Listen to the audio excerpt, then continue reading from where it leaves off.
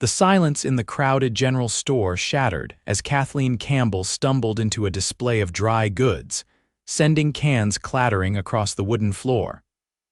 Laughter erupted from the onlookers, cruel and cutting, as she desperately felt around for her walking stick that had slipped from her grasp. "Look at the blind widow making a mess again," a woman's voice whispered loudly enough for all to hear. "First her husband dies in that mine collapse, now she can't even shop without causing trouble." It was 1875 in Silver Creek, Arizona Territory, and Kathleen had been managing on her own for nearly a year since losing both her husband and her sight to the tragedy that had rocked their small mining town. At 32, she had grown accustomed to the whispers and mockery, but they still stung like desert thorns. "That's enough." A deep voice cut through the laughter. The store fell silent as boot heels thudded across the wooden floor. "Here's your walking stick, madam." Kathleen felt the smooth wood press into her palm, relief washing over her face. "Thank you, stranger," she murmured, her cloudy blue eyes staring somewhere past his shoulder. "Tyler Nolan, madam, just arrived in town yesterday." His voice was warm like whiskey but steady as the mountains. "Would you allow me to help you gather your supplies?" Before she could respond, someone from the crowd called out, "Don't waste your time, cowboy. Blind widow's nothing but trouble." Tyler turned, his voice dropping to a dangerous octave. "The lady deserves respect. Anyone who can't manage that can answer to me." The store fell silent again as Tyler gently placed his hand under Kathleen's elbow. "What were you looking to purchase today, Mrs. Campbell? Kathleen Campbell." Her voice was soft but not fragile. "I can manage on my own, Mr. Nolan." "I've no doubt about that," he replied, and she could hear the smile in his voice. "But I'm offering all the same. Consider it a welcome to town for me." After a moment's hesitation, she nodded. "Very well, I need flour, coffee beans, and sugar." As they moved through the store together, Tyler described each item before placing it in her basket. He didn't rush her or make assumptions, simply guided her with a gentle hand at her elbow and a steady stream of quiet conversation. "You're new to Silver Creek," Kathleen said, not as a question but a statement. "What brings you here?" "Work. I'm good with horses, and the Peterson Ranch is looking for a new foreman." "Walter Peterson is a fair man," she offered, strict but honest. When they finished shopping, Tyler helped her carry her parcels to her small cabin on the edge of town. The afternoon sun beat down on them as they walked, and Kathleen navigated with surprising confidence, her walking stick tapping a steady rhythm on the dirt road. "You move well for someone who can't see," Tyler observed. "I wasn't always blind," she replied. "I've lived in this town for 10 years. I know every rut and dip in these roads." She paused. "The mine collapse, it wasn't just rocks and dust, something got in my eyes." The doctor said the damage was permanent. They reached her modest cabin, surrounded by a small garden that showed signs of careful tending despite some wilting plants. "Your garden needs water," Tyler noted. "Everything needs water in Arizona," Kathleen replied with a hint of humor. "The well pump has been giving me trouble. I can draw enough to drink and cook, but watering the garden has been difficult." Tyler set down her parcels on the porch. "I could take a look at it for you." "Why would you do that? You don't know me." "Maybe I'd like to," he said simply. Kathleen's face betrayed her surprise before she composed herself. "Mr. Nolan, Tyler, please." "Tyler, then. I don't need charity or pity." "Good, because I'm not offering either. What I am offering is to fix your well pump, and maybe you could thank me with a cup of coffee. I've been riding 3 days straight and haven't had a proper cup since I left Tucson." A small smile touched her lips. "You're persistent," it's been said." She considered for a moment, then nodded. "Very well, the pump is around back." As Tyler worked on the well, Kathleen moved confidently around her small kitchen, preparing coffee. Her fingers traced familiar objects, counting steps between stove and cupboard, measuring by touch and memory. By the time Tyler returned, wiping his hands on his bandana, she had 2 steaming cups ready. "It was just a loose bolt," he said, accepting the coffee. "Should work fine now." They sat on her porch, the late afternoon sun casting long shadows across the yard. Tyler described the mountains in the distance, the way the light painted them purple and gold, and Kathleen listened, her face turned toward the warmth of the sun. "You have a way with words for a cowboy," she said. "My mother was a schoolteacher." "She made sure I knew more than just horses and cattle." He paused. "If you don't mind my asking, how do you manage? Living alone, I mean." "One day at a time," she answered. "I learned to adapt, to listen more carefully, to feel my way, to remember. The townsfolk help sometimes, though many find it easier to avoid me. And your family? Gone. My husband Michael was my only family in these parts. His parents are back east, but we weren't close." Tyler nodded, forgetting for a moment that she couldn't see the gesture. "Well, Mrs. Campbell, Kathleen, please." "Kathleen, I meant what I said in the store. It's not right the way they treat you." "The world isn't always right, Mr. Nolan." "Tyler," she corrected herself with a small smile, "but thank you for your kindness today." As the sun began to set, Tyler rose to leave. "I should head to the boarding house before it gets dark. Would it be all right if I stopped by tomorrow? Check on the pump, make sure it's still working properly." Kathleen hesitated only briefly. "I would appreciate that." The next day, Tyler secured the position at the Peterson Ranch and rode straight to Kathleen's cabin afterward. He found her on her knees in the garden, feeling for weeds among her vegetables. "You got the job, I take it?" she called out as his horse approached. Tyler dismounted, impressed. "How did you know it was me? Your horse has a distinctive gait, slight limp in the front right leg." "I didn't even notice that," he said, surprised. "You've got good ears." "They've gotten better since my eyes quit working." She sat back on her heels, wiping dirt from her hands onto her apron. "Congratulations on the job." "Thank you." He knelt beside her in the garden. "What are you growing here?" "Tomatoes, beans, some herbs, nothing fancy, but it helps with meals." She gestured vaguely around her. "The weeds are winning, I'm afraid. Mind if I help?" Without waiting for an answer, Tyler began pulling weeds nearby. "You don't have to, I know," he interrupted gently. "But I'd like to." They worked side by side, Tyler describing the plants as they tended them, Kathleen offering guidance on which were weeds and which were intentional. When they finished, he watered the entire garden with water from the now functioning pump. It became a routine. Tyler would ride over after his work at the Peterson Ranch, helping with repairs around Kathleen's cabin, chopping firewood, or simply sitting with her on the porch, describing the sunset. She, in turn, began preparing dinner for him, moving confidently in her kitchen, measuring ingredients by touch and smell. One evening, as they sat sharing a simple meal of rabbit stew, Tyler asked, "Would you let me take you into town tomorrow? It's Saturday and there's a small fair happening in the square." Kathleen set down her spoon. "I don't go to town events anymore. People stare, or worse, they pretend I'm not there." "They'll have to get through me first," Tyler said firmly. "Besides, how will they ever learn if you hide away?" "I'm not hiding," she protested. "I'm protecting myself." "Kathleen," his voice softened. "I'll be right beside you the whole time. I'll be your eyes. Let me show you the town again the way you deserve to experience it."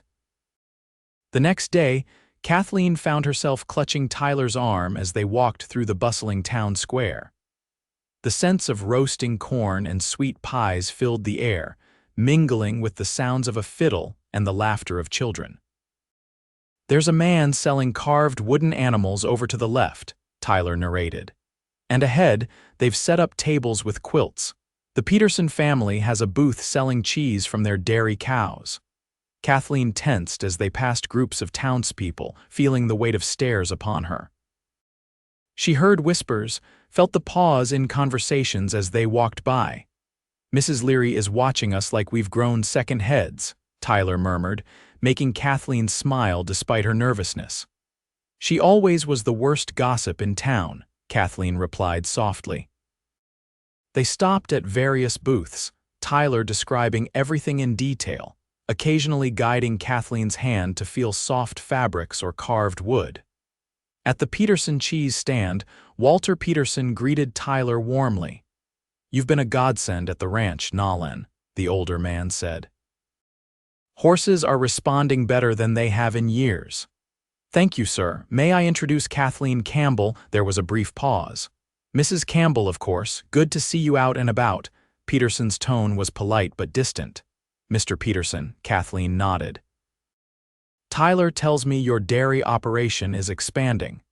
The conversation flowed more easily after that, centered on neutral topics of ranch business and the changing weather. As they moved on, Tyler pressed a small piece of cheese into Kathleen's hand. Mrs. Peterson insisted, he explained. Said it's their best aged cheddar. Throughout the afternoon, Kathleen began to relax as Tyler kept up a steady commentary on everything around them. He described children racing with hoops, old men playing checkers, and women comparing embroidery work. When the fiddle music grew louder, he asked her to dance. I can't, she protested. I'll step on everyone's feet. You won't, he assured her. I'll guide you, trust me. And somehow she did. His strong hands positioned her properly, one at her waist, the other holding her hand. He murmured directions as they moved, and soon Kathleen found herself laughing as they twirled around the square. People are watching, she whispered. Let them, Tyler replied. They're just jealous I'm dancing with the prettiest woman here. When they finally returned to her cabin that evening, Kathleen was exhausted but happier than she'd been in over a year. Thank you, she said as they stood on her porch. For today, for everything, Tyler reached out, hesitantly touching her cheek.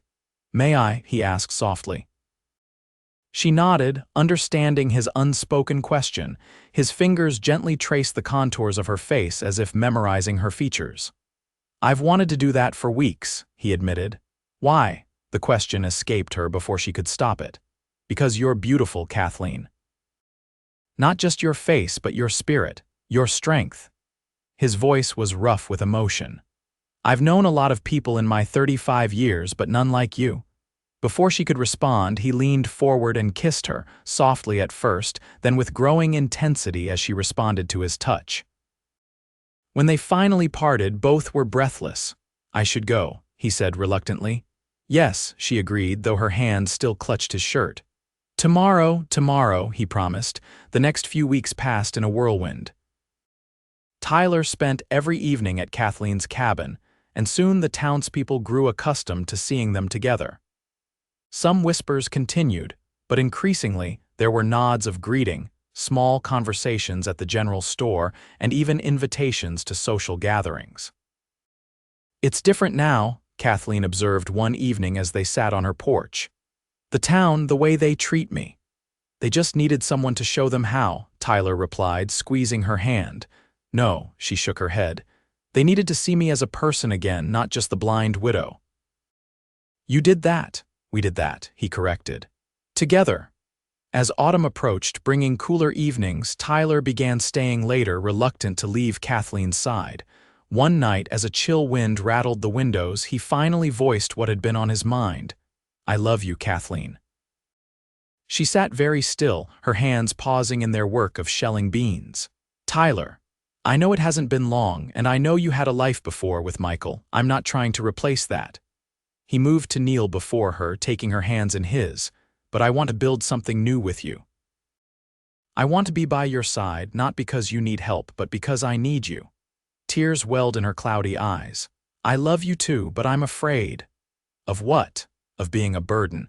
Of you waking up one day resenting me because I can't see, because I need help with things other wives don't. Kathleen Campbell, his voice was firm. The day I see your blindness as a burden is the day I don't deserve you. You're the strongest person I know. You don't need me. You've proven you can manage on your own. But I'm asking anyway. Let me be your eyes when you want them. Let me share your life. She reached out, finding his face with her fingertips, tracing the strong jaw, the creases beside his eyes, the fullness of his lips. Yes, she whispered. They were married 2 weeks later in Silver Creek's small church. The ceremony was simple, but nearly the entire town attended. Kathleen wore a cream-colored dress borrowed from Mrs. Peterson, with flowers in her hair. Tyler described everything to her in whispers: the decorations, the faces of the guests, the way the light streamed through the stained glass windows. After exchanging vows, Tyler surprised Kathleen by announcing that they would be staying in her cabin, but he had purchased the adjacent plot of land. "For what?" she asked as they greeted guests at the small reception. "For a horse breeding operation," he explained. "I've been saving for years to start my own business. Peterson gave me his blessing and even offered to invest. We'll start small, but it's good land with plenty of water." "Our own ranch," Kathleen said wonderingly. "I never thought." "I told you I'd be your eyes," Tyler said, kissing her forehead. "Now I'm going to be your road too, wherever it leads us." In the months that followed, they settled into a rhythm of married life. Tyler built stables and corrals for the horses he would train, while Kathleen expanded her garden and began selling preserves and baked goods in town. They worked side by side, Tyler always narrating the world around them, Kathleen providing insights and suggestions based on her other heightened senses. Their first real test came during a violent spring storm that flooded the creek and threatened their new stables. Tyler rushed out to move the horses to higher ground while Kathleen worked frantically to secure the cabin. "The north pasture fence is breaking," Tyler shouted over the howling wind as he burst through the door, soaked to the skin. "We'll lose the mares if it gives way entirely." "Tell me what to do," Kathleen said, already reaching for her rein slicker. "Stay here where it's safe," he insisted. "Tyler Nolan, those horses are our livelihood. I'm helping." Her voice left no room for argument. Together they battled the storm, Tyler directing Kathleen where to place sandbags and how to reinforce the gate. She worked tirelessly, undeterred by her blindness, following his voice through the darkness and rain. By morning, exhausted and mud-covered, they had saved every animal and prevented major damage to their property. As they sat wrapped in blankets before the fire, Tyler kissed her damp hair. "You were amazing out there." "We were amazing," she corrected, leaning into his embrace. Word of their nighttime battle against the elements spread through town, further changing perceptions of what Kathleen was capable of. Mrs. Leary, once the most vocal critic, arrived at their door with a hot meal and an awkward apology. "I've been small-minded," the older woman admitted. "Seeing you and Tyler together. Well, it's opened my eyes to a few things." By their first anniversary, Tyler and Kathleen's horse breeding operation had gained a reputation for quality. Their first crop of foals sold quickly, with buyers coming from as far as California to purchase stock. Their success allowed them to hire a young ranch hand, Jesse, who quickly learned to describe things clearly for Kathleen's benefit without being asked. Tyler's taught him well. Kathleen remarked one evening as they sat on their expanded porch, listening to the nighttime sounds of the desert. "He's a good kid," Tyler agreed.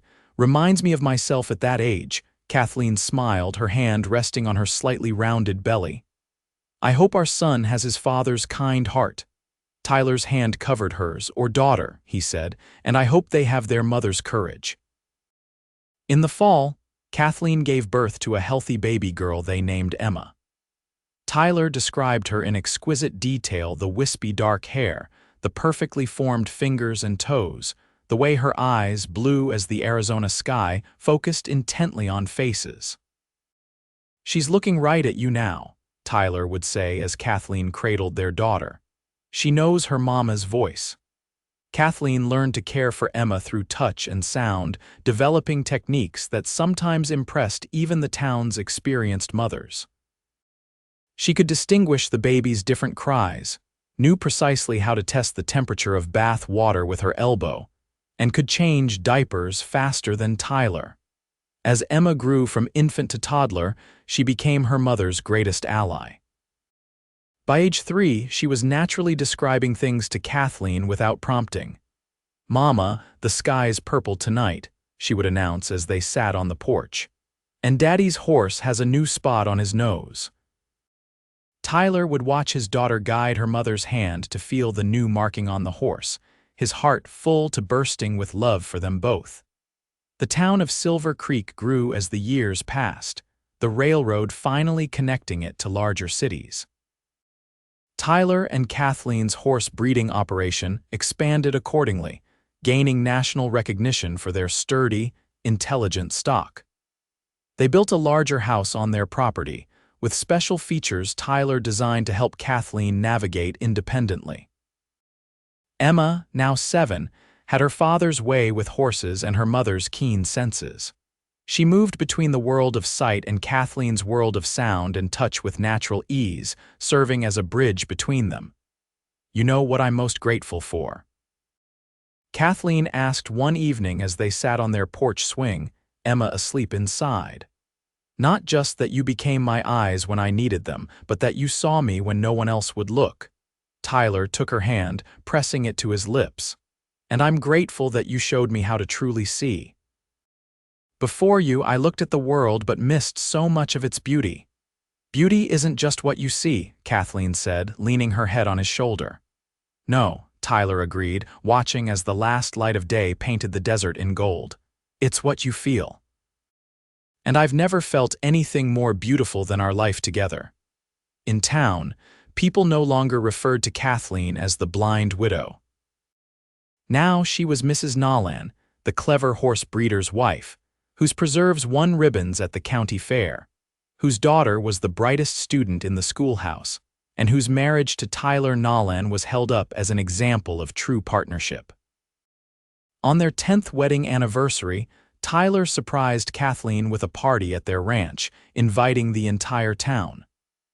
As music played and children chased each other across the yard, Walter Peterson, now gray-haired but still imposing, raised a toast. "To Tyler and Kathleen Nolan," he called out, silencing the crowd, "who taught us all to see beyond our limitations." Cheers erupted as Tyler drew Kathleen into his arms for a kiss. Against her lips, he whispered, "Happy anniversary, my love." "Happy anniversary," she replied, her fingers tracing the familiar contours of his face, now lined with a decade of smiles. "My eyes, my road, my heart." As the celebration continued around them, Tyler led Kathleen away from the crowd, down to the creek that had once threatened their dreams but now flowed peacefully through their property.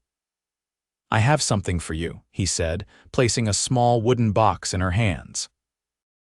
Kathleen opened it carefully, her fingers discovering a delicate silver locket. Inside, Tyler had placed a lock of Emma's hair and a tiny pressed flower from their first garden together. "So you can carry our beginnings with you always," he explained as he fastened it around her neck. "Our beginnings," Kathleen repeated, touching the locket.